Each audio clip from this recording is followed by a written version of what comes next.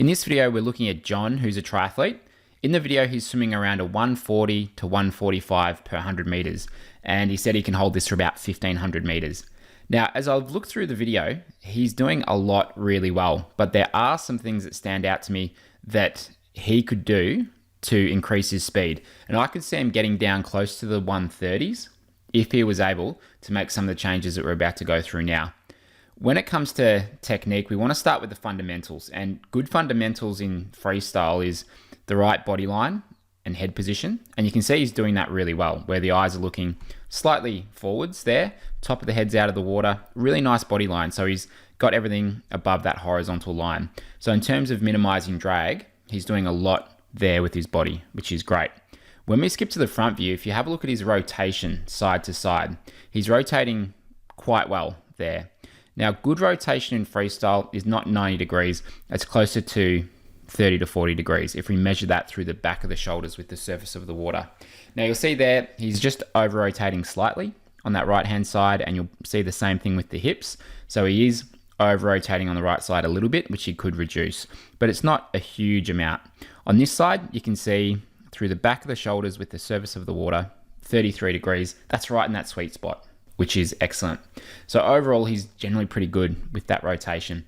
Now, the first thing that stood out to me here as I was watching him in full speed is that you can see there's a little bit of a dead spot in the stroke where he seems to slow down a bit through this part of the stroke here as he's reaching and extending forwards.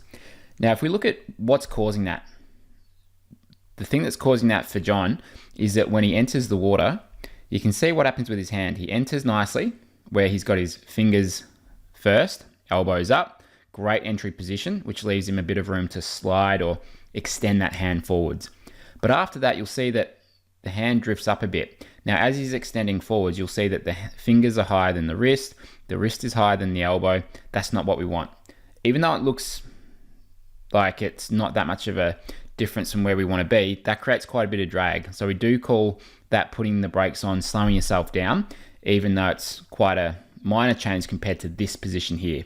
That's ideal. This is a terrific position to get to, which he does ultimately get to, but that first part of the stroke, we do see that the hand or the fingers do drift up too much. And even if it's slight, it does act as a brake. And you can see it occasionally happen on this side as well. So the first thing I'd encourage him to do here is in that reach phase, just try to keep your fingertips at the same depth or slightly below the wrist and the elbow. So that position there. Get down to there a little bit quicker. Now, what we don't want to ever do in freestyle is let this wrist drop, where the fingers come above the wrist and we've got this slight drop of the wrist, because you just can't hold the water very well at all when that happens. So the way that I got taught this was you should elevate the wrist, meaning you should have the hand and the forearm in this kind of position where you've got that slight elevation of the wrist.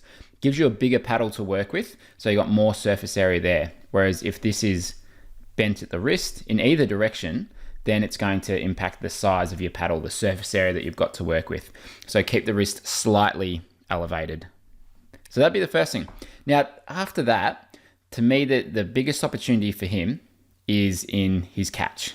And this is what the catch is. It's this movement from here to here. Now, when it comes to your catch, it is the part of the stroke that's the setup phase of the stroke. So this is not where you're going to power yourself forwards and you're going to put in a lot of effort. The catch is the setup phase of the stroke, meaning when you enter and extend forwards, you want to be somewhat relaxed through that extension or that reach phase of the stroke. There's no point trying to feel tense and muscle that reach part, because you don't need to do it. You're not propelling yourself forwards here.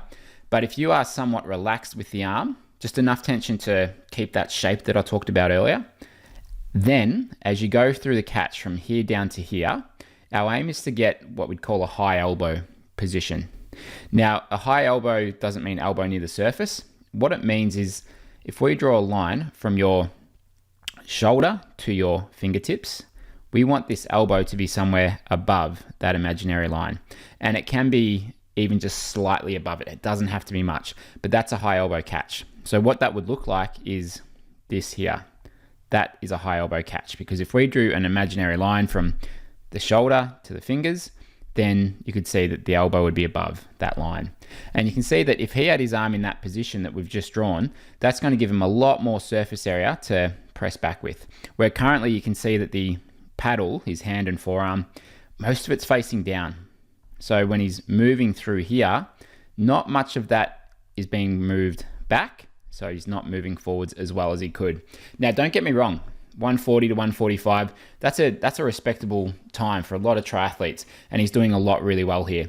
But if we want to get faster and he wants to improve his times, then this is where the opportunity really lies. Now, you can see here that there's that little bit of a drop of the elbow. Let's skip to the front view. Have a look at this here, and you'll see the translation from what it's like in the front. Now, at the end of the catch, which is about here, we want the angle of 100 to 120 at the elbow. If we measure that there, you can see it's at 158 degrees. So a good angle would be 100 to 120, meaning, if you look at this here, that's 109. Pretty much smack bang in the middle of that ideal position. So what I'd want him to work towards is the upper arm could come out a little bit wider. The hand and forearm could come in a little bit there. And that way he would have a really good, strong catch position. And that's where you find the best swimmers in the world get to, that sort of position. Now, the caveat there is if you're a sprinter, sprinters are typically a bit deeper and straighter. He's doing triathlon, we don't need to aim towards that deeper position.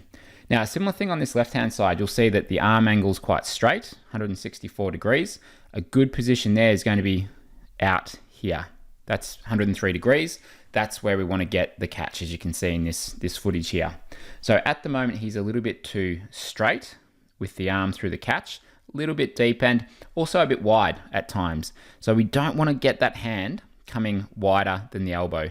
It is a stronger position if we can just keep that hand on the inside, somewhere in here, on the inside of the elbow. So that's where we want to try and maintain the hand. Because if we go out too wide, it's a little bit weaker, and sometimes that direction of the force is out a little bit too much in this direction, as opposed to just being underneath the body. So when it comes to where should your hands go through the stroke, I like to think about it as almost tracing this outside line of the body. There'll be a bit of a curve to it. Don't want too much, but a bit of a curve where the hands would follow that kind of path in the stroke.